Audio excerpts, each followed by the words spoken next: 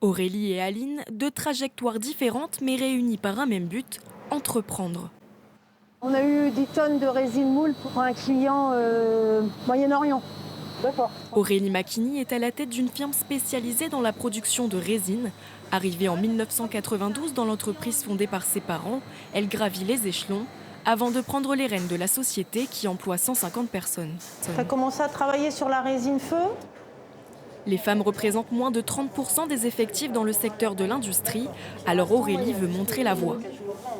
Pour moi, l'industrie, même si ça reste un monde masculin, je ne pense pas que ça soit non plus un obstacle pour une femme de rentrer dans le monde industriel et de se faire une place dans le monde industriel. Alors c'est vrai que moi, j'ai eu la chance d'intégrer une entreprise familiale, donc naturellement j'ai repris le flambeau.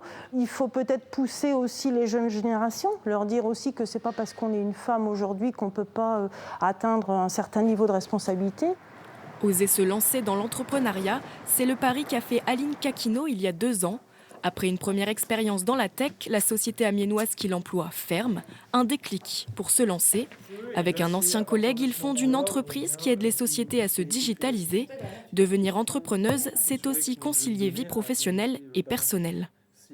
C'était de fonder une société où finalement ça n'empiète pas sur nos vies personnelles. Moi j'ai une petite fille, tous mes mercredis après-midi je suis à la maison. Même si elle évolue dans un milieu encore très masculin, Aline ne regrette pas son choix. Il y a encore des préjugés un peu compliqués. Il y a certains clients qui ont encore un peu de mal à s'imaginer une femme au milieu de la tech, mais sinon non, c'est même plutôt bienvenu maintenant.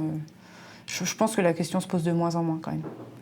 Comme Aline et Aurélie, 39% de femmes dirigent une entreprise dans les Hauts-de-France.